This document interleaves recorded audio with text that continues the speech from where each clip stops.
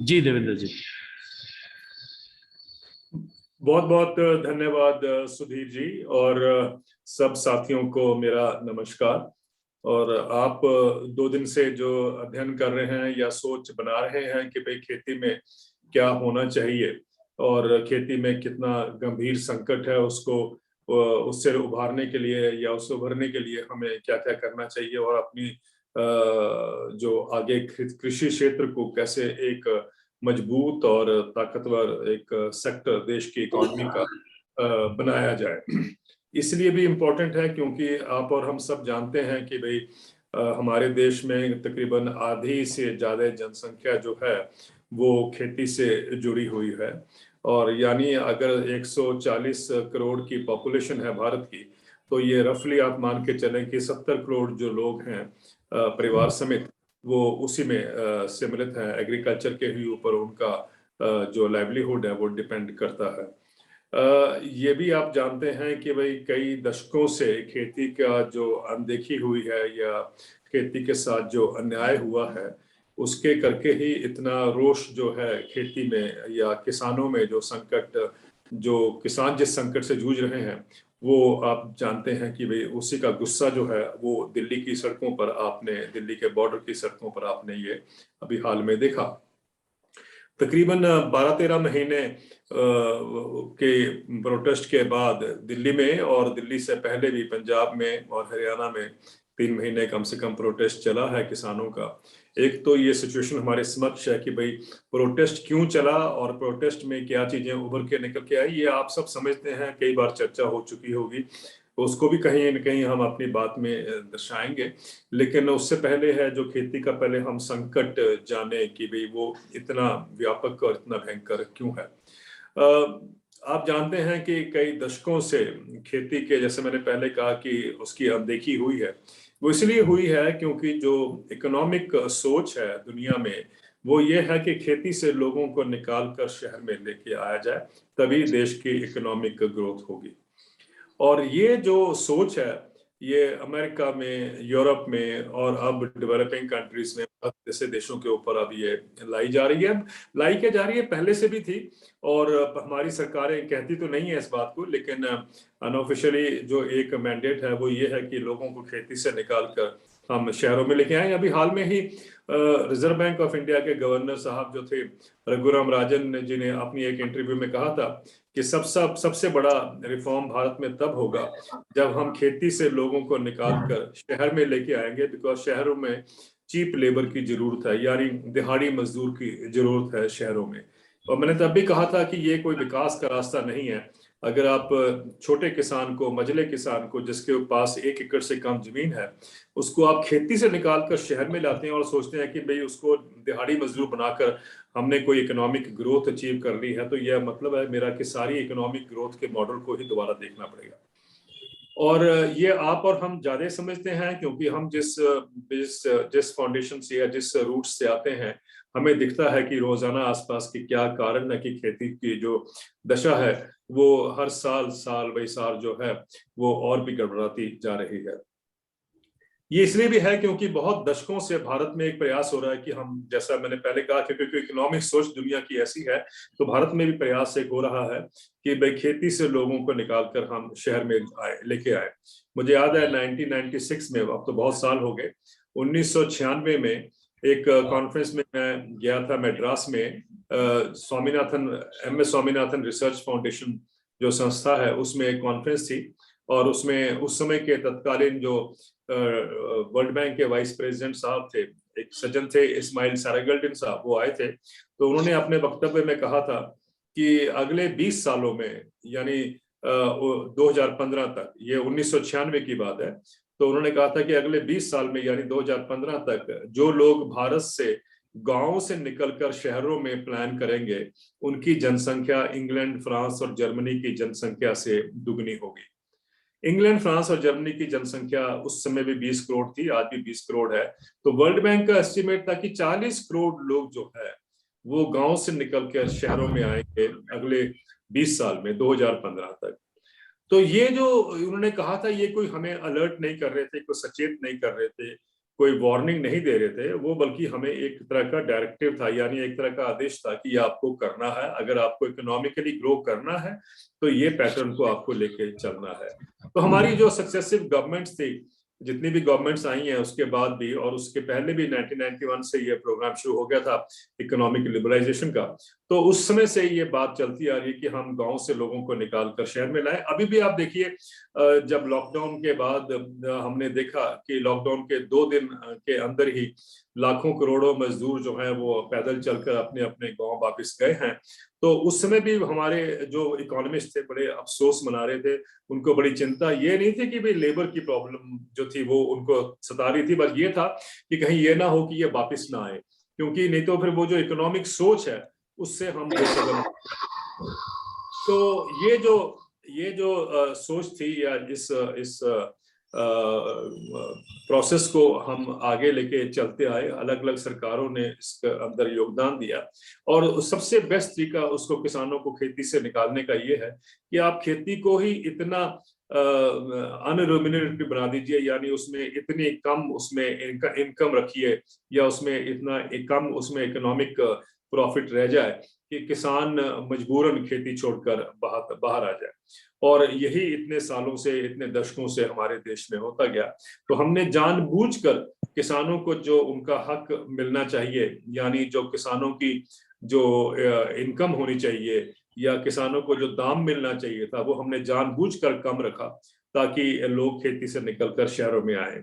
और मैंने आपको, अगर आपने, कई लोगों ने शायद सुना होगा, मैंने एक बार एक टेलीविजन पे एक बात कही थी जिसका बहुत वो वीडियो क्लिप जो है वो सारे देश में वायरल हुआ, बल्कि एक नहीं, वो 4-5 बार वायरल हुआ। और उस वीडियो क्लिप में मैंने ये बात कही थी कि सबसे बेस्ट तरीका इसको जानने का या समझने का ये है कि हमने देखा कि 1970 में जो गेहूं का एमएसपी था, मिनिमम सपोर्ट प्राइस था, वो 76 रुपए प्रति क्विंटल था। और 2015 में, यानी 45 साल के बाद, ये बढ़कर 1450 रुपए प्रति क्विंटल हुआ था। यानी ये 19 गुना की, 19% नहीं, 19 गुना की बढ़ोतरी हुई थी 45 साल में गेहूं के दाम में। तो इसी से आपको पता चल जाएगा कि किसान की इनकम इसके अनुरूप कितनी बड़ी है। और अगर हम इनकम पैरिटी नॉर्म्स को देखें कि भाई बाकी सेक्शंस ऑफ द सोसाइटी जो है उनकी इनकम किस गति से बढ़ी है, तो इसी 45 साल के पीरियड में जो सरकारी मुलाजिम है उसकी जो तनख्वाह है, बेसिक पे और प्लस उसको जो डीए मिलता है, अगर हम उसको जोड़ें, सिर्फ जो उसको एमॉल्यूमेंट्स मिलते हैं वो अलग हैं, उसको हम नहीं गिन रहे हैं, और सिर्फ हम ये गिन रहे हैं कि भाई कितना उनका बेसिक पे था और कितना डीए उनको मिलता था। तो इसमें 45 साल के पीरियड में उनकी जो बेसिक पे और इनकम या सैलरी गिने आप, बेसिक सैलरी, वो 120 से 150 गुना बढ़ी थी। और जो यूनिवर्सिटी के कॉलेज और यूनिवर्सिटी के लेक्चरर प्रोफेसर हैं, उनकी जो सैलरी थी वो 150 से 170 गुना बढ़ी थी। और जो स्कूल टीचर्स हैं, क्योंकि उनकी तनख्वाह 1970 में बहुत बहुत कम थी, तो उनकी भी इतनी बढ़ोतरी हुई कि 280 से 320 गुना उनकी इनकम बढ़ती है 45 साल में। और किसान की इनकम 19 गुना बढ़ती है। तो इससे बड़ा साफ पता चल जाता है कि भाई हमने जानबूझकर किसानों को क्यों उसको दबाए रखा, ताकि जो इकोनॉमिक रिफॉर्म्स हैं जिसकी हम आजकल बात करते हैं, इसकी हिंदी तो मुझे सुधीर जी आपको बता देंगे, इकोनॉमिक रिफॉर्म्स का क्या मतलब है, क्या हिंदी है उसकी। तो वो जो इकोनॉमिक रिफॉर्म्स को वायबल रखने के लिए हमने जानबूझकर खेती को दबाए रखा। और ये आपके सामने एक ऐसा चित्रण है जिससे पता चलता है कि अगर बाकी जो मुलाजिम हैं, चाहे सरकारी मुलाजिम थे, चाहे कॉलेज यूनिवर्सिटी के प्रोफेसर वगैरह थे, अगर इनकी भी इनकम इसी गति से बढ़ती 19 गुना जैसे किसानों की बढ़ी है, तो मैं ये दावे से कह सकता हूं कि उसमें से आधे तो कम से कम आत्महत्या कर चुके होते और बाकी नौकरियां छोड़ चुके होते। तो कहने का मतलब ये है कि ये संकट है, ये जानबूझकर हमारे पे थोपा गया है, और ये हमें अक्सर बताया जाता है, और कहीं ना कहीं हमारी भी गलती है जो हम खेती में काम करते हैं। उसका कारण ये है कि हमारी गलती, मैंने किस रूप में कह रहा हूं, क्योंकि जब एक कहा जाता है ना कि कुएं का मेंढक, तो वो अपने ही आसपास जो है हो रहा है उसको जानता है, बिल्कुल दुख समझता है, ये भी जानता है कि क्या पीड़ा है किसान की, लेकिन उसको ये समझ नहीं आता कि ये क्या कारण है जिसके करके ये जो क्राइसिस खेती में खड़ा है। देखो ना, किसान इतनी पैदावार करता है, इतनी मेहनत करता है, इतनी मजदूरी करता है, और उसके बाद भी जब उसकी अच्छी फसल होती है, टमाटर की हो या भिंडी की हो या किसी भी वेजिटेबल्स की होती है, तो जब उसका सरप्लस हो जाता है, प्राइसेस क्रैश कर जाते हैं हार्वेस्ट के टाइम पर, तो वो लाके सड़कों पर फेंकता है। क्या कभी हमने सोचा है कि इसका उसके परिवार पर या उसकी लाइवलीहुड पर कैसे हिट करता होगा? हमारे यहाँ तो हम मान के चलते हैं शहरों में कि ये तो होता ही है, ये तो कोई चिंता की बात नहीं है। तो ये अप्रोच जो है, आप कभी देखिए सरकारी मुलाजिम को 1 महीना तनख्वाह न मिले तो हंगामे शुरू हो जाते हैं, स्ट्राइकें शुरू हो जाती हैं, और आपको गन्ने का भाव 1-1, 2-2 साल नहीं मिलता है। तो कभी आपने सुना है कि किसी ने भी सरकार के जो भी सिस्टम है, बाकी सरकारी मुलाजिम हो या जब मिडिल क्लास है, कभी आपके साथ खड़ी हुई हो इस बात के लिए कि भाई आपको गन्ने का दाम नहीं मिला, वो भी वैसे ही है जैसे कि हमें 1 महीने की तनख्वाह नहीं मिलती है और हमारे घर का गुजारा नहीं होता? ये एम्प्लॉयज अक्सर कहते हैं और ये चार्ज करते हैं। मतलब कहने का ये कि हमने 2 तरीके से हम देश की इकोनॉमी चलाते हैं, एक तो मिडिल क्लास के लिए और कॉर्पोरेट के लिए, और दूसरा जो है किसानों के लिए और गरीबों के लिए और मजदूरों के लिए। तो ये जो हमारे दो रास्ते हैं, इनको हमें समझना बहुत जरूरी है। मैंने इसलिए कहा था कि अक्सर हम लोग जो खेती के साथ जुड़े हुए इश्यूज पे काम करते हैं, वो कुएं के जैसे ही अपने तालाब में उससे आगे निकलने की कोशिश नहीं करते। मैंने हर जगह कहा है कि भाई खेती का संकट जो है वो खेत में नहीं है, खेती का संकट खेत से बाहर है। और जब तक हम ये नहीं समझेंगे, हमको कभी समझ नहीं आएगा कि इतनी पैदावार करने के बाद भी किसान को मार क्यों पड़ती है। और ये मुझे लगता है कि आप सबको इस बात पे गौर करना होगा, इस पे चिंता व्यक्त करनी होगी, इस पे चिंतन भी चलना चाहिए। और मैं सुधीर जी से आग्रह करूंगा कि ये बात इनको लोगों को समझना है और बहुत जानना जरूरी है, क्योंकि अक्सर जो देश में डिबेट होती है उसमें जो किसान के प्रतिनिधि होते हैं या जो खेती के साथ जुड़े हुए लोग हैं, जो गांव में बहुत मेहनत भी करते हैं, बहुत प्रयास करते हैं, वो इस बात से अवगत रहते हैं, तो उनको समझ ही नहीं आता है कि अवगत उनको नहीं आता समझ उनको कि ये क्या कारण है कि भाई इस साल जो है ये गेहूं का दाम इतना बड़ा है या चने का दाम इतना कम क्यों बढ़ा है। ये समझ नहीं आता, और ये भी नहीं आता कि ये आत्महत्याएं क्यों हो रही हैं। अगर पैदावार करके ही, जैसा कि आप और हम सब जानते हैं कि हमारे ऊपर दबाव रहता है कि जितनी ज्यादा पैदावार होगी उतनी ही ज्यादा आपकी इनकम होगी, अगर ये सच होता, और आप महाराष्ट्र में हैं, महाराष्ट्र में आप जानते हैं कि भाई विदर्भा हो या मराठवाड़ा हो या बाकी महाराष्ट्र भी हो, तो खेती के इस संकट के दौर से निकल रही है, किसान मेहनत करते हैं वहां भी, लेकिन आप देखिए कि वहां आत्महत्याओं का जो दौर चल रहा है, वो चक्कर तो लगता ही नहीं कि उससे कभी वो बाहर निकल पाएंगे। वो इसलिए निकल पाएंगे क्योंकि जब तक आप इकोनॉमिक्स को नहीं समझते, आप अर्थव्यवस्था को नहीं समझते, तो आपको समझ ही नहीं आएगा कि महाराष्ट्र का किसान जो है वो क्यों दबा हुआ है, उस भार को क्यों लेके चल रहा है, उस बोझ को लेके क्यों चलता रहता है। देखिए, पंजाब में 99% यानी 99% जो एरिया है उसमें अश्योर्ड इरिगेशन मिलती है, यानी उसको हर खेत को पंजाब में सिंचाई है। महाराष्ट्र में तकरीबन 18 से 20% खेत को सिंचाई होती है। अक्सर लोग मानते हैं कि साहब ये जो बिकॉज ये ड्राईलैंड है, बाकी रेनफॉल पे डिपेंडेंट है, इसलिए इनकी प्रोडक्शन कम होती है और इनकी इनकम भी कम होती है। ऐसा नहीं है, मैं आपको बताना चाहता हूँ। सबसे बेस्ट उदाहरण आपके सामने पंजाब का है। पंजाब में मैंने आपसे कहा कि 99% एश्योर्ड इरिगेशन होती है, सब किस्म की टेक्नोलॉजी का यहाँ पर उपयोग होता है। पंजाब में जो पैदावार है गेहूं और धान की, गेहूं की पैदावार जो है वो 5 टन से अधिक है पर हेक्टेयर, और जो धान की पैदावार है वो 6 टन से अधिक है पर हेक्टेयर, यानी 11 टन से ज्यादा हर साल किसान पैदा करता है। क्या कारण है कि उसके बावजूद भी Punjab has become a hotbed of farmer suicides? Punjab में आत्महत्याओं का दौर इतना बढ़ गया है कि एक आंकलन हाउस टू हाउस होल्ड सर्वे किया था पंजाब एग्रीकल्चर यूनिवर्सिटी लुधियाना ने, पंजाबी यूनिवर्सिटी पटियाला ने और गुरु नानक देव यूनिवर्सिटी अमृतसर में, ये तीनों पब्लिक सेक्टर यूनिवर्सिटीज हैं, इन्होंने एक हाउस टू हाउस सर्वे किया था 2000 और 2015, यानी 15 साल के बीच इन्होंने पाया कि 16,600 किसानों और किसान मजदूरों ने आत्महत्या की थी पंजाब में। और अभी भी तकरीबन 95% किसान जो है वो कर्जे के नीचे दबे हुए हैं, और जो उनका जो इनकम है वो उनकी जो खर्चा उनका होता है उससे अधिकतर, जो मैंने कहा 95 क्या 97% लोग ऐसे हैं जिनकी इनकम कम है और खर्चा ज्यादा है। ये हालात तब हैं जबकि हमारी पैदावार जो है पंजाब में गेहूं और धान की दुनिया के रिकॉर्ड तोड़ती है और दुनिया के जो 1-2 अव्वल देश हैं उनके साथ मैच करती है। क्या कारण है कि इतनी पैदावार होने के बावजूद भी किसान पंजाब का मर रहा है? और यही कारण है कि आपने देखा जब आंदोलन हुआ था अभी किसानों का, तो उसमें पंजाब का जो बैकअप था या पंजाब की जो सपोर्ट थी या पंजाब की किसानों की जो लीडरशिप थी, वो आपको आगे नजर इसलिए आई क्योंकि सबसे ज्यादा जो जिस क्राइसिस में वो गुजर रहे हैं और जिससे उनको मार पड़नी थी, ये जो मार्केट रिफॉर्म्स की बात की जाती है कि बाजार से आपको बहुत फायदा होगा। जो आपने भी सुना है कि जब एक देश में आप कहीं भी जाके अपना माल बेच सको तो कहा जाता है कि ये देश किसान की आजादी है। ऐसा नहीं है, ये हमें एक धारणा के तहत या एक इकोनॉमिक सोच के तहत ये हमें एक बहकाया जाता है। और बहुत से किसान जो हैं या किसान के प्रतिनिधि हैं या जो किसान के एक्टिविस्ट हैं जो गांव में काम करते हैं या ग्रामीण इलाकों से जुड़े हुए हैं, वो भी यही मानते हैं कि साहब ये जब मार्केट्स खुल जाएंगी, जब हमें कहीं भी बेचने की आजादी होगी तो हमारा इनकम बढ़ेगा। मुझे नहीं लगता वो किस किसान की बात करते हैं, क्योंकि वो भी जानते हैं कि छोटे मझला किसान हमारे देश में इतना है कि 86% जो हमारी किसान की लैंड होल्डिंग्स हैं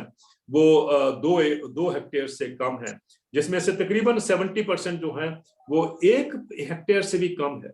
क्या आप सोचते हैं कि 2 हेक्टेयर वाला किसान जाके महाराष्ट्र से विदर्भ से ले जाके अपना प्रोड्यूस कर्नाटक में बेचेगा? क्या आप समझते हैं कि वो जाके असम में अपना प्रोड्यूस बेचेगा? ये क्या है? हमारी सोच में ही गड़बड़ा कहीं मुझे लगता है कि हम ही अपने उस जो एक गलत धारणा है उसी से हम निकल नहीं पाते हैं।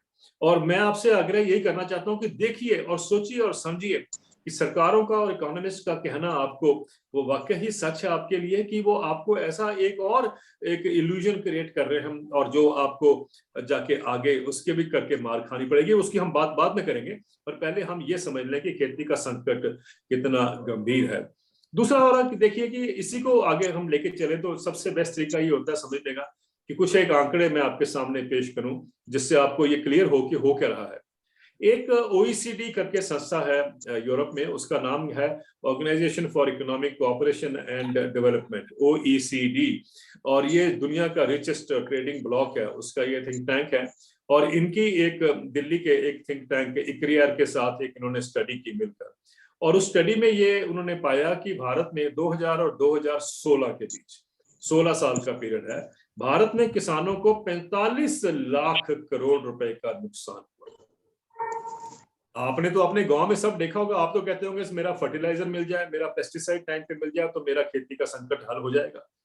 ये सच नहीं है, और यही मैं आपको बताने की कोशिश कर रहा हूं कि आप ये समझिए कि क्राइसिस इकोनॉमिक्स में है, ना कि आपकी जो फर्टिलाइजर और आप पेस्टिसाइड्स की अनअवेलेबिलिटी है या इनअवेलेबिलिटी है, वो जो है वो है ही प्रॉब्लम। मैं नहीं कहता कि इसको हमारा ध्यान नहीं होना चाहिए हटाने के लिए, लेकिन आप ये समझें कि वो अगर हट जाएगी तो प्रॉब्लम सॉल्व हो जाएंगे, तो ऐसा भी नहीं है।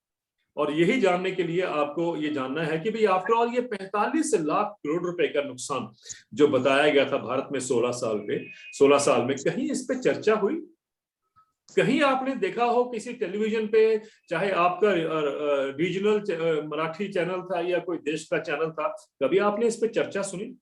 कभी आपने सुना कि आपकी यूनिवर्सिटी ने कभी इस पे गोष्ठी रखी हो कि क्या कारण है कि देश में 45 लाख करोड़ रुपए का नुकसान हुआ किसानों को 16 साल में? 45 लाख करोड़ रुपए कितना होता है कि हर साल 2.64 लाख करोड़ रुपए का किसानों को नुकसान हो रहा था। मेरा ये मानना है कि ये नुकसान तो अभी उतना नहीं है जितना कि रियलिटी में था। वो इसलिए मैं कह रहा हूं कि OECD की स्टडी ने हमारे किसान को जो दाम मिले उसने इंटरनेशनल जो प्राइस है, जो दुनिया का जो एक औसतन प्राइस माना जाता है, उसके साथ कंपेयर किए। वो जो औसतन प्राइस है जिसको इंटरनेशनल प्राइस कहते हैं, वो तो ऑलरेडी कम होता है, क्योंकि जो अमीर देश हैं वो एग्रीकल्चर में इतनी सब्सिडीज देते हैं जिसके करके दाम जो है वो गिर जाते हैं, मार्केट प्राइसेस गिर जाते हैं। तो उस मार्केट प्राइस से अगर हम कंपेयर करेंगे, इसका मतलब हुआ कि हमें मार तो 2 बार पड़ी। एक तो आपने देख ही लिया कि 45 लाख करोड़ रुपए का मार हुआ, एक मेरा मानना है कि उससे ऊपर शायद 45 लाख करोड़ से भी ज्यादा होता अगर हम रियल प्राइसेस से कंपेयर करते जो किसानों को मिलना चाहिए। तो आप देखिए कितना गंभीर संकट था और देश में कहीं चिंता उसके ऊपर व्यक्त नहीं हुई, ना ही आपने की। आप भी शामिल है उसमें। अब आप ये मत बोलिए कि साहब आपको नहीं पता था। ये नहीं पता वाली बात जो है, इसका तो कब तक हम ये उपचार करते रहेंगे, कब तक स्पून फीडिंग होती रहे कि आप सोचेंगे कि भाई तेरे को नहीं पता था। आपको भी जानना जरूरी है, मुझे भी जानना जरूरी है। और ये आप ढूंढिए, उसको देखिए कि क्या संकट है, तो आपको मिलेंगे भी। ऐसा नहीं है कि आपको टीवी पे या आपको इंटरनेट पे और क्या कहते हैं यूट्यूब पे ये चीजें नहीं मिलती हैं। आप फालतू के गाने वाने बजाने बंद करिए और आप खेती के उसमें आप सुनेंगे समझेंगे तो आपको वो भी चीजें मिलेंगी। बड़े ध्यान से आप उनको समझिए कि हो क्या रहा है। अगर कॉर्पोरेट को 5 लाख करोड़ रुपए का नुकसान हो गया होता या 5,000 करोड़ रुपए का भी नुकसान हो गया होता, तो आप देखते कि यहाँ पर हंगामा शुरू हो जाता टेलीविजन में कि साहब ये पॉलिसी पैरालिसिस हो गई है और सरकार के इस पर ध्यान देना चाहिए, इकोनॉमिक पैकेज देना चाहिए, इकोनॉमिक स्टिमुलस जो एक पैकेजेस होते हैं वो देने चाहिए सरकार को, कॉर्पोरेट्स को। लेकिन किसानों की बात हुई, लॉस की, तो किसी ने भी देश में चिंता व्यक्त नहीं की, और उसमें आप और हम भी शामिल हैं। और तो और किसान के जो यूनियन है देश के, उन्होंने भी कोई चिंता व्यक्त नहीं की इस बात पे। बहुत अफसोस की बात है ये। तो हम कहीं ना कहीं और ही दुनिया में मुझे लगता है कि हम रहते हैं। और मैं इसलिए ये कह रहा हूं कि आप देखें कि 2016 में जब प्रधानमंत्री जी ने और वित्त मंत्री ने कहा कि हम किसान की आय दुगनी कर देंगे 2022 तक, और अभी हम 2022 में चल रहे हैं, लेकिन उससे पहले देखें जब 2016 में कहा गया था, तो मेरे से एक टीवी ने पूछा था कि साहब ये अभी किसान की इनकम कितनी है। तो मैंने कहा था 2 दिन पहले ही सरकार ने इकोनॉमिक सर्वे रिलीज किया है। इकोनॉमिक सर्वे आपको पता होना चाहिए कि बजट से 2 दिन पहले सरकार उसको पार्लियामेंट में पेश करती है।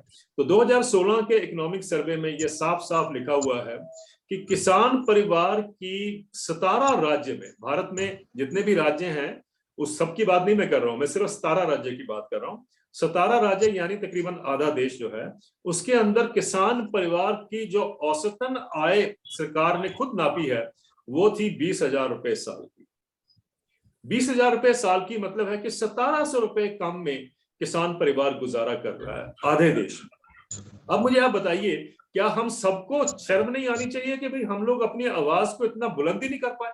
अभी भी मुझे लगता है कि चाहे महाराष्ट्र के हों, मध्य प्रदेश के हों या साउथ इंडिया के जो किसान है, वो समझे ही नहीं कि हमारे देश के किसान नॉर्थ इंडिया के, पंजाब, हरियाणा, उत्तर प्रदेश के क्यों प्रोटेस्ट कर रहे थे। मुझे अफसोस होता है जब मैं किसानों को सुनता हूं बाकी प्रदेशों से जो कहते हैं कि नहीं साहब बाजार खुलना चाहिए, बाजार से हमारी इनकम बढ़ जाएगी। तो बाजार तो पहले ही खुला हुआ था। शांता कुमार कमेटी के सामने जब मैं पेश हुआ था तो शांता कुमार जी ने मुझे एक सवाल पूछा था, क्योंकि मैंने कहा था कि तकरीबन 30% गेहूं और धान के जो किसान हैं उनको एमएसपी मिलता है, बाकियों को नहीं मिलता। तो उन्होंने कहा था ये तथ्य आप कहां से लाए? मैंने कहा ये इसलिए मैं कह रहा हूं क्योंकि छोटे किसान हैं देश में, तो छोटे किसान हैं तो ज्यादा नंबर उनका बढ़ जाता है, और हम तकरीबन 35% के आसपास हम प्रोक्योरमेंट करते हैं गेहूं और धान का। तो मेरा कहना था कि भाई ये इतने ही किसानों को, 35% के आसपास ही किसानों को एमएसपी मिलता है, और बाकी जो है किसान वो उससे वंचित रह जाते हैं, या तो अपने खाने के लिए रखते हैं या जो मार्केट में लेके जाते हैं तभी वंचित रह जाते हैं। तो उन्होंने जो टीम के अलग अलग मेंबर थे उनकी, जिसमें एफसीआई के चेयरमैन भी थे, उनसे पूछा कि भाई आपका क्या क्या कहना है। तो उन्होंने कहा जी हमें तो पता ही नहीं है। तो उन्होंने कहा कि इसका असेसमेंट करिए और अगली मीटिंग में मुझे बताइए। तो अगली मीटिंग में ये पता चला कि देश के सिर्फ 6% किसानों को एमएसपी मिलता है, और 94%, या चलो आप मान लो कि 6% नहीं, चलो 10% लोगों को अब मिलता होगा, तो 10% किसानों को एमएसपी मिलता है, बाकी देश के किसानों को एमएसपी नहीं मिलता। वो बाजार पर ही डिपेंडेंट है। अगर बाजार इतना अट्रैक्टिव होता तो मुझे बताइए कि आज खेती का संकट इतना क्यों बड़ा है, इतना क्यों भयंकर है। हमारे देश के जो खेती से जुड़े जो लोग हैं वो इस बात को कम समझते हैं, इसी करके ये क्राइसिस है, ये दिक्कत हमारी और बढ़ रही है। एमएसपी जिनको मिला है कम से कम उनको एश्योर्ड कीमत मिलती है। ये नहीं कि भाई गेहूं का दाम अगर 3,000 रुपए मिल रहा है मार्केट में तो एमएसपी उसको कम नहीं करती है। एमएसपी सिर्फ ये करती है कि जब 3,000 मिल रहा है तो मार्केट देती रहे, ठीक है आप लीजिए, लेकिन जब 2,000 से नीचे गिर जाए, जो कि आजकल एमएसपी है, उससे नीचे गिर जाए तो उसमें सरकार जो है एंटर करेगी, किसान को नुकसान ना हो। इसमें क्या गलत है? लेकिन फिर भी बहुत से लोग हैं हमारे जो सोचते हैं नहीं जी, बाजार आएगा तो किसान को अच्छी इनकम मिलेगी। मैंने आपसे कहा कि 94% किसान तो बाजार के ऊपर ही डिपेंडेंट थे, लेकिन फिर भी उनको फायदा नहीं हुआ, और यही कारण है कि गंभीर संकट है। बिहार में 2006 में सरकार ने एपीएमसी को हटा दिया था। हटाकर उन्होंने कहा कि अब हमारे प्रदेश में प्राइवेट इन्वेस्टमेंट आएगी, प्राइवेट मंडियां खुलेंगी और किसानों को अच्छा दाम मिलेगा। आज 15 साल हो गए हैं, वो जो दाम मिलना था वो हमें कहीं नजर नहीं आ रहा है। ना ही तो प्राइवेट इन्वेस्टमेंट आई, ना ही कोई मंडियां खुली, और ना ही किसानों को अच्छा दाम मिला। अब भी ये हाल है कि पंजाब की जो लेबर है वो महाराष्ट्र में भी आके काम करते हैं, सॉरी पंजाब नहीं, बिहार की जो लेबर है वो महाराष्ट्र में भी आके काम करती है, और बिहार की लेबर पंजाब में तो आती है। कितने लोग आते हैं? अभी एक असेसमेंट आया है कि तकरीबन 30 लाख लोग हर साल पंजाब में आते हैं, जिसमें से 12 से 15 लाख जो हैं वो खेती से सीधे सीधे जुड़े होते हैं। तो आप ये देखिए कि वहां पर से किसान या किसान मजदूर कह लीजिए उनको, जो पंजाब में आके मजदूरी करते हैं। कभी आपने सुना कि पंजाब का किसान जाके महाराष्ट्र में मजदूरी कर रहा है? क्यों नहीं कर रहा है? वो इसलिए नहीं कर रहा है क्योंकि उसको एमएसपी मिलता है। अगर वो एमएसपी ना मिले तो वो बिहार के किसान के जैसे बराबर में आ जाएगा। तो इसलिए किसान, हम तो ये चाहते हैं कि बिहार के किसान को भी एमएसपी मिले, ताकि कम से कम जब कीमतें गिरती हैं, जो कि वहां तो गिरी रहती हैं, तो उनको एक अगर अच्छा एमएसपी मिले, जो जो ठीक है, पूरी इकोनॉमिक तो उसकी वो नहीं करता, वो कंपनसेट नहीं करता, लेकिन कुछ तो करता है ना, एश्योर तो है। जैसे अभी आप देखिए कि गेहूं का दाम देख लीजिए अगर बिहार में, तो वो 1100-1200 रुपए प्रति क्विंटल के हिसाब से मिलता है किसानों को। धान का भी इतने ही रेट से मिलता है। जबकि पंजाब में अगर 2000 रुपए प्रति टन की, जो 2000 रुपए प्रति क्विंटल की अगर प्राइस है एमएसपी, तो वो उनको मिलता ही मिलता है। तो 1100-1200 और 2000 रुपए में कितना फर्क है, ये आप सब देख सकते हैं। और यही हाल महाराष्ट्र में भी है। हम देखते हैं बहुत सारी मंडियों में, महाराष्ट्र में जो मंडियां खुली उसमें भी क्राइसिस है। वो क्राइसिस अलग है, उसको आप ये मत सोचिए कि आड़तिया आपको अगर कहीं एक्सप्लॉइट करता है तो बड़ी कंपनियां आपको एक्सप्लॉइट नहीं करेंगी। दुनिया में बड़ी कंपनियां बड़ा एक्सप्लॉइटेशन करती हैं, कम नहीं करती हैं। ये भी आपको जानना है, क्योंकि आप कुएं के अपने तालाब में बैठे हैं तो आपको लगता है कि जो आपको दिख रहा है उससे आगे कुछ है ही नहीं है, वही दुनिया है। ऐसी बात नहीं है। ये भी आपको जानना जरूरी है कि हम किस लेवल पर खड़े हैं आज और दुनिया में क्या हो रहा है।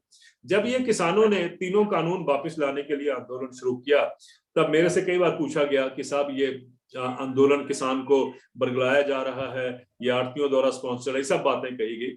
और तब मैंने एक सवाल रखा था, और जो मैंने बार बार रखा और शायद देश की सोच में वो आया। मैंने ये कहा कि दुनिया में एक भी देश नहीं है जहां बाजार के हवाले किसानों को छोड़ने से उनकी आय जो है बढ़ी।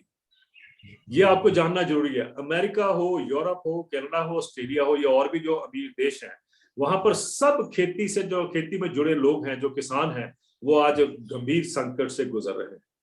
और ये वो देश है जहां पर बाजार की जो सिस्टम है, प्रथा जो है, हम कब से लगाई हुई है। 150 साल हो गए हैं अमेरिका में वो मार्केट सिस्टम ऑपरेट करते हुए, और 150 साल में आज ये हालात हैं कि किसान मात्र 1.5% रह गए हैं। अब 1.5% अमेरिका की पॉपुलेशन में अब किसान है।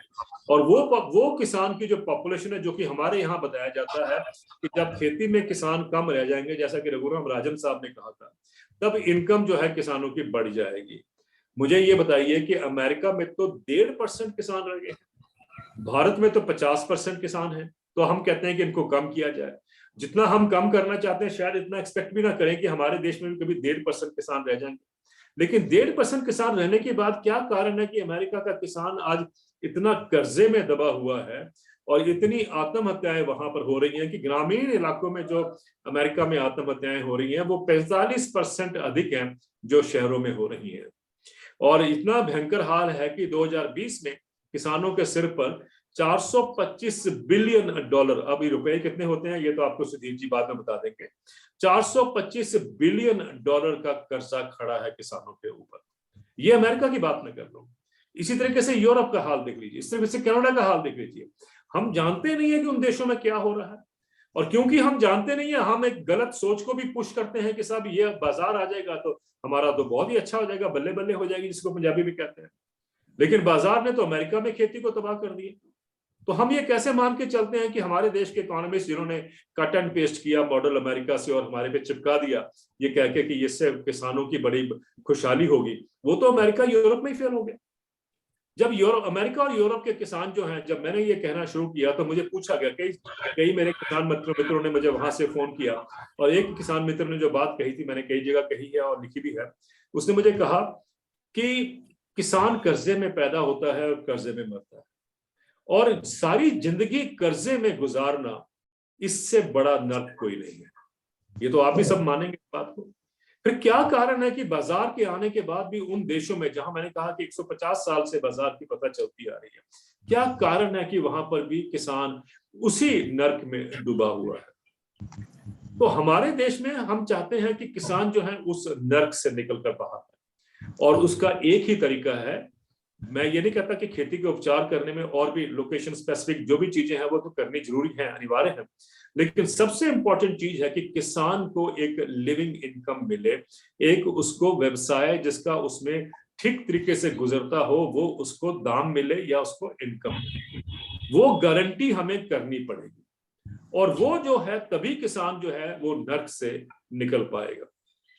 और उस नर्क को निकालने के लिए आपको समझना है कि आप किसान को भी समझाइए, अगर उसकी फसल का दाम आज वो 1000 रुपए में अपना गेहूं बेच रहा है, तो अगर उसको उसके 3000 रुपए मिलते हैं तो क्या उसको दुख होता है? लेकिन उसको समझना है कि किस चीज से उसको वंचित किया जा रहा है, और क्योंकि वो उस चीज से वंचित है, वो समझता है कि उसको बेचारे को मालूम ही नहीं है कि एमएसपी क्या होता है। मुझे याद है जब शरद पवार जी एग्रीकल्चर मिनिस्टर थे, तो उन्होंने स्टेटमेंट एक पार्लियामेंट में दी थी। उन्होंने कहा था कि 76% जो किसान हैं उनको पता ही नहीं है कि एमएसपी क्या होता है, ये एमएसपी का कॉन्सेप्ट क्या होता है।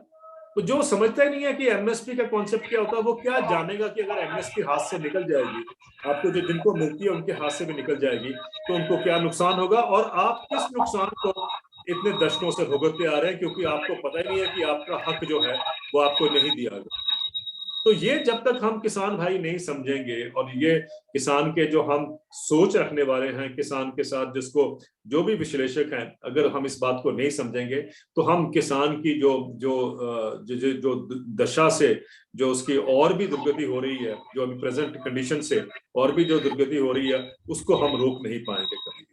तो मेरा आप सबसे कहना एक ही है कि भाई आप ये समझिए कि इनकम का क्या रोल होता है। आप सोसाइटी में कोई भी तबका, जो आपके बच्चे पढ़ जाते हैं तो आप क्यों पढ़ाते हो? क्योंकि उनको अच्छी एक उनकी लाइफस्टाइल हो जाए, उनकी एक अच्छी इनकम मिले। अच्छी इनकम आपको भी मिलनी चाहिए, ये जानबूझकर दबाई गई है, और ये जानबूझकर आपका हक आपसे छीना गया है। और जिस दिन आप ये समझ जाएंगे कि ये मेरा हक है और हक की लड़ाई पे आप खड़े होंगे, तो आप देखेंगे कि सारे देश में एक एमएसपी को अनिवार्य करना या लीगल करना क्यों महत्वपूर्ण है। अभी किसानों की डिमांड है कि 23 फसलों पे एमएसपी हर साल अनाउंस किया जाता है, जो कि आप जानते हैं कागजों पर ही रहता है, सिवाय गेहूं और धान के, या कुछ लेवल पे कॉटन पे भी है, कुछ पल्सेस भी सरकार खरीदती है। लेकिन वो जो प्याज कह रहा हूँ, जो कागज पे रह जाता है जो एमएसपी, अगर वो आप सबको मिलता होता, तो आप देखिए कि किसानों की इनकम में या लाइवलीहुड में कैसे बढ़ोतरी होती। और यही बढ़ोतरी के लिए हम लड़ रहे हैं, हम आपको अवगत करना चाहते हैं, आपको एजुकेट करना, आपको अवेयरनेस करना, ये आपका काम है कि आप लोगों में आगे जाके इस बात को आगे रखें, उनको समझाएं कि सबसे महत्वपूर्ण बात है कि आपको राइटफुल इनकम मिले। अगर आपके बच्चों को आप पढ़ाते लिखाते इसलिए हो कि उनको अच्छी इनकम मिले, जिससे उसका पूरा लाइफस्टाइल बदल जाएगा, तो इस तरीके से आपको भी अच्छी इनकम मिलनी चाहिए जिससे आपका लाइफस्टाइल बदल जाए। ये किसान कोई टुकड़ों पे पलने वाला नहीं है, कहीं लिखा नहीं है गीता में कि किसान जो है इसी दशा में रहेगा या उसकी इतनी दुर्गति होती रहेगी। आपको, क्योंकि आपका हक छीना गया है, तो आपको जानना है कि आपका अधिकार जो है वो आपको वापिस लाना है, वापिस लेना है। और वो तभी हो सकता है कि अगर हम इनकम को प्रायोरिटी पे रखकर बाकी डिमांड्स को अपने सामने रखेंगे। आपको कर्जे पे कर्जा देती रहती है सरकार। कभी आपने सोचा है कि आप उस पोजीशन में कब होंगे कि आप कुछ पैसा जाके अपने बैंक में जमा करा सके? आप क्यों बैंक के पास तभी जाते हो कि जब आपको लोन का इंटरेस्ट देना होता है? मैं भी चाहता हूं कि वो सिचुएशन आए कि जैसे बाकी लोग बैंकों में पैसा रखते हैं वैसे आप भी जाके फक्र से अपना पगड़ी और मूछों को ऊपर रख के आप जाएं और आप एक अच्छी तरह से एक उसका अकाउंट खोलें बैंक में, जहां आप अपनी इनकम को डिपॉजिट करें। वो स्टेज बिल्कुल आपकी बनती है और आपकी बननी भी चाहिए, लेकिन क्योंकि आप समझे नहीं, आप अपने कुएं में खुश हो कि भाई मेरी प्रॉब्लम तो ये है कि मेरे पानी मेरे ठीक टाइम पर नहीं आया, या फर्टिलाइजर नहीं आया, या मैं मंडी में गया तो वहां पर मेरे से ऐसा हुआ। ये सब चीजें इंप्रूव करने की जरूरत है। इसको मैं इसलिए कहता हूं कि जैसे ईज ऑफ डूइंग बिजनेस लाई जा रही है ना कॉर्पोरेट के लिए, ऐसे खेती में ईज ऑफ डूइंग फार्मिंग भी होना चाहिए। लेकिन क्योंकि वर्ल्ड बैंक ने सिर्फ ये कहा कि आप ईज ऑफ डूइंग बिजनेस लाइए, तो हमारी सरकारें सिर्फ ईज ऑफ डूइंग बिजनेस में लगी हुई थी। लेकिन क्योंकि वर्ल्ड बैंक ने नहीं कहा, तो हमने कभी इस पे जोर नहीं दिया कि ईज ऑफ डूइंग फार्मिंग भी होनी चाहिए। ईज ऑफ डूइंग फार्मिंग का मतलब यह है कि आप अपना प्रोड्यूस जो है, अपनी पैदावार मंडी में लेके गए, तो मंडी में जो कांटा है जिसपे मशीन आपके वो तोला जाता है, वही काम नहीं करती। 2 दिन आप मंडी में बैठे रहते हैं क्योंकि वो मशीन ही काम नहीं कर रही है। ये ईज ऑफ डूइंग फार्मिंग के अंदर ये सब प्रॉब्लम आते हैं। और ये ईज ऑफ डूइंग फार्मिंग भी हमें बहुत फोर्स करने की जरूरत है, इसको रेज करने की जरूरत है कि जब कॉर्पोरेट के लिए ईज ऑफ डूइंग बिजनेस आती है, तो हमारे लिए ईज ऑफ डूइंग फार्मिंग क्यों नहीं आ सकती, क्यों नहीं लाई जा सकती। ये प्रायोरिटीज की बात है। और क्योंकि हम ही अपनी प्रायोरिटीज को नहीं जानते हैं, तो सरकारें क्यों इस तरफ ज्यादा ध्यान देगी। तो ये हमारा भी कर्तव्य बनता है कि हम वो चीजों की डिमांड करें जो आपको लगता है कि सिस्टम को बड़े स्केल तक, जो बड़ा मैक्रो पिक्चर है, उसको ठीक ठाक करने में उसका एक रोल हो, उसका एक योगदान हो। बाकी आप जानते हैं कि खेती से किस तरह से अनदेखी की जो हम पहले बात कर रहे थे, वो भी आप जानते हैं कि जब कॉर्पोरेट के लोन राइट ऑफ करने पड़ते हैं, तो सरकारें कहती हैं कि ये तो बहुत जरूरी है और ये हमें करना पड़ेगा। और अभी तक पिछले 8 सालों में कम से कम हमने 11 लाख करोड़ रुपए माफ कर दिए हैं। हर साल हम बैंक जो है कॉर्पोरेट का 1 लाख या 1.5 लाख करोड़ के बीच में माफ करते हैं। कभी इस पे चिंता नहीं होती है टेलीविजन पे। लेकिन किसान का अगर 30,000 करोड़ भी माफ कर दिया महाराष्ट्र सरकार ने, या 40,000 करोड़ भी माफ कर दिया, तो आप देखिए कितना हंगामा हो जाता है टेलीविजन पे कि साहब ये पैसा व्यर्थ गया, ये वो लोग हैं जो ये कुछ काम ही नहीं करते हैं और वो एक तरह के देश के ऊपर बोझ हैं। ये सब बातें कही जाती हैं। वो इसलिए कही जाती हैं क्योंकि आप कभी उठ के आपने अपने आवाज में अपनी बुलंदी नहीं लाए ये कहने के लिए कि साहब ये जानबूझकर एक ऐसा सिस्टम लाया जाता है जो कॉर्पोरेट को तो लाखों करोड़ रुपए का कर्जा माफ करता है, लेकिन किसान का कर्जा जब माफ करने की बात आती है तो तरह तरह के एक उसको इससे उसके ऊपर जो कहते हैं ना कुछ ना कुछ अब्यूजेस या जो असॉल्ट है कहिए उसको, या कुछ ना कुछ उस पर चैलेंजेस या क्लेम्स लगाए जाते हैं जो गलत होते हैं, ताकि ये इंप्रेशन दिया जाए कि किसान कितना बड़ा बोझ है देश के ऊपर। असल में भाई और बहनों, आप बोझ नहीं है देश के ऊपर, आपने एक्चुअली अपने कंधे के ऊपर देश का बोझ उठाया हुआ है। एक्चुअली आप हैं जो देश को सब्सिडाइज करते हैं, ये आपको शायद पता ही नहीं है। और इसीलिए जो मैंने आपको ओईसीडी की स्टडी बताई थी वो आपको जाननी जरूर है कि जब 45 लाख करोड़ रुपए का नुकसान की मैंने जो बात की थी, उस समय उस स्टडी ने बताया कि 15% किसानों को दाम कम मिला, लेकिन फायदा किसको हुआ?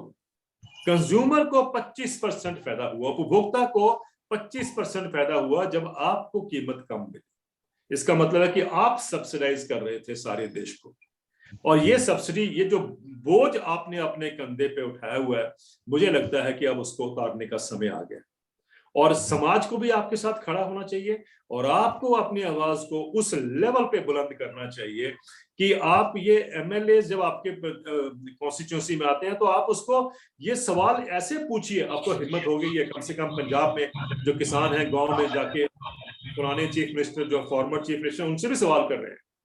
तो अगर वहां पर ये सवाल किए जाते हैं तो मैं जानता हूं कि महाराष्ट्र का जो किसान है वो भी सचेत है और वो भी उसी गति से और उसी गुस्से से वो सवाल पूछ सकता है कि ये क्या कारण है कि मेरे को देश का बोझ उठाने पे मजबूर किया गया है। ये आप सब जिस दिन जान जाओगे कि आप लोगों ने देश का बोझ अपने कंधे पे लेके आप चल रहे हैं, मुझे लगता है कि वो ही एक सुबह होगी जब हम उसकी एक नई शुरुआत की हम जो अपेक्षा करते हैं वो तभी वहां से स्टार्ट होगा।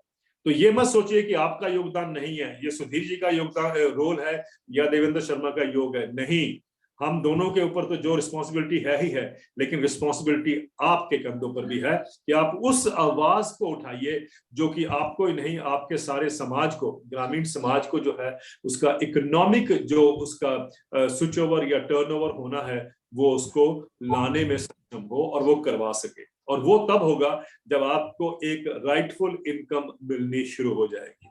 तो भाई और बहनों, आप ये समझो, और मैंने ये बात अपने बहुत सारे वीडियोस में, इंटरव्यूज में, लेखों में ये मैंने बातें कही हैं, आप सबसे छुपी नहीं है, आप उनको देखिए, पढ़िए। कोई आपके सवाल है तो मुझे पूछिए भी, मैं कभी पीछे नहीं हटता। लेकिन मेरा आपसे एक अभिप्राय कहने का, ये सारा कुछ प्रेजेंट करने का यही है कि आप समझें कि खेती को कहाँ मार पड़ रही है, आप ये समझें कि किसानों को कहाँ मार पड़ रही है, और आप ये भी जानें कि आगे दुनिया का रास्ता क्या है खेती को संकट से निकालने के लिए। मैंने दुनिया भर में जाकर, और अभी भी वेबिनार के माध्यम से भी मैं दुनिया भर में ये लोगों को बताता हूं कि सारी दुनिया का जो सोल्यूशन है खेती के संकट का, वो इस समय, क्योंकि भारत में इतना बड़ा आंदोलन हुआ है, उसकी अगर जो डिमांड है असली, अगर उसको मान लिया जाता है तो मेरा मानना है कि दुनिया भर में खेती संकट से उबर कर बाहर आएगी। अगर किसानों को मिनिमम सपोर्ट प्राइस मिलना शुरू हो जाता है हर फसल के लिए, तो आप देखेंगे कि किसान का जो लाइवलीहुड है वो कैसे बढ़ता है। और आप सोचते हैं ना कि बाजार जो है वो किसानों को अच्छा दाम देगा, तो मैं आपके सामने दो उदाहरण रखूंगा। आप चॉकलेट तो खाते ही होंगे, कम से कम बच्चों को तो खिलाते होंगे। अगली बार जब आप चॉकलेट लेने जाएं तो देखिए, अगर आप 100 रुपए का जो एक नॉर्मल एक बार आता है चॉकलेट का, 100 रुपए का जो आपका बार आता है, सुनकर ये दुख होगा कि दुनिया में जो चॉकलेट इंडस्ट्री है वो $2 बिलियन की इंडस्ट्री है। और जो किसान उसको पैदा करते हैं, जो जो जिससे चॉकलेट बनती है, कोकोआ बीन्स कहते हैं उसको, उनको क्या मिलता है तो आपको हैरान होगा कि अधिकतर जो किसान है, यानी एवरेज जो इनकम मिलती है वो 100 रुपए से कम होती है दिहाड़ी की, उसकी दिन की। आप देखिए, बड़ी बड़ी कंपनियां हैं, इससे बड़ी कंपनी तो हिंदुस्तान में है ही नहीं है। नेस्ले हुआ, या आप जो बड़ी बड़ी कंपनियां देखते हैं जिनके चॉकलेट आते हैं, वो कंपनियां किसानों के लिए 100 रुपए दिन की दिहाड़ी दे रही हैं और इतना मुनाफा कमाती हैं। वहां तो कोई एपीएमसी नहीं है, वहां तो कोई एमएसपी नहीं मिलता। फिर मुझे बताइए कि चॉकलेट के जो किसान है पैदा करने वाले, कोकोआ वाले, वो क्यों इतने भयंकर गरीबी में रहते हैं। एक उदाहरण। दूसरा उदाहरण आप देखिए, केला। केला तो आप भी जानते हैं कि सबसे सस्ता जो फ्रूट है वो केला ही है। और केला का जो एक्सपोर्ट होता है दुनिया में, अमेरिका में और यूरोप में, ज्यादातर जो इंपोर्ट है वो लैटिन अमेरिका से, दक्षिण अमेरिका से या अफ्रीका से आते हैं। अगर यूरोप में एक कंज्यूमर जो है, उपभोक्ता जो है, 1 यूरो के केले लेता है तो किसान को 5 पैसे मिलते हैं उसमें से। फिर दोबारा सोचिए कि 1 यूरो में से किसान को 5 पैसे मिलते हैं, और ये तब हो रहा है जब वहां पर कोई एपीएमसी नहीं है, कोई एमएसपी नहीं है।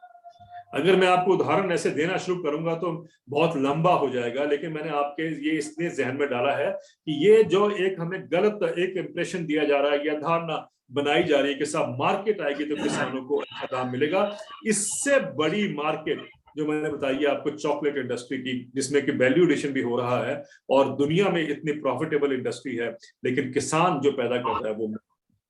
इससे ज्यादा अच्छा उदाहरण आपके सामने क्या होगा ये समझने के लिए कि खेती का संकट क्यों उसमें उस डिजाइन से बनाया गया है, या वो डिजाइन एक उसके सामने रखा गया है जिसके तहत किसान को तो मरना ही मरना। मैंने हर जगह कहा है, अभिमन्यु की कहानी आपने सबने सुनी है, महाभारत में कम से कम नहीं पढ़ी है तो आपने वो उसके सीरियल देखे होंगे।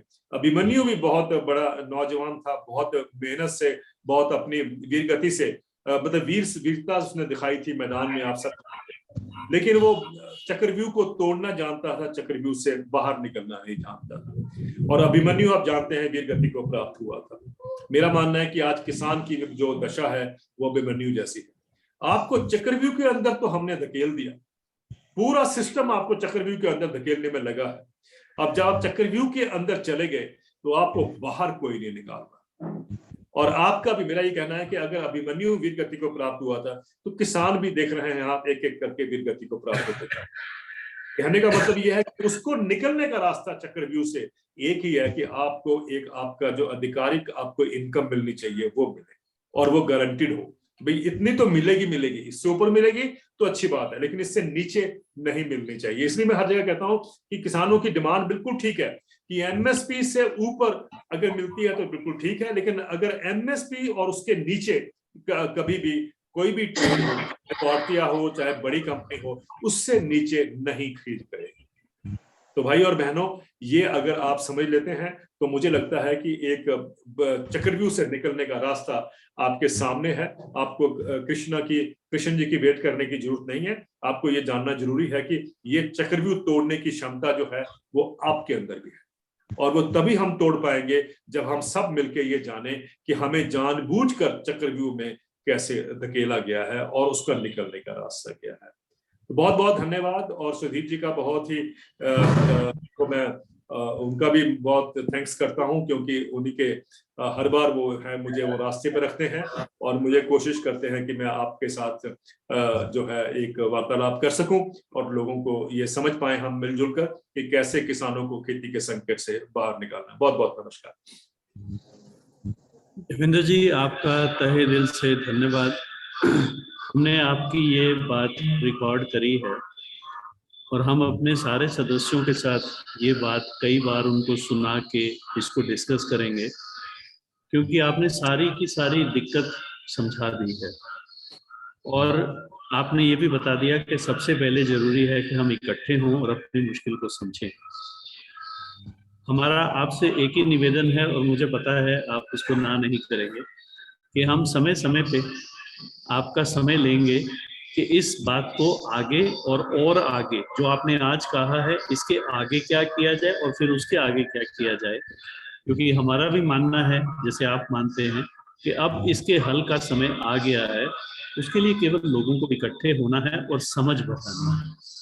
आपका बहुत बहुत धन्यवाद, और हम जल्दी ही अपना फीडबैक आपके साथ शेयर करेंगे, लोगों के कमेंट्स शेयर करेंगे, और जल्दी ही अगली एक जूम की मीटिंग रखेंगे ताकि और लोग इस बात को समझ के, हम उनसे ये पूछेंगे कि वो आपको बताएंगे उनको क्या समझ आया, ताकि आपकी बात उनके दिल दिमाग में बैठी है, ये समझ आए तो आप उनको आगे गाइड करें।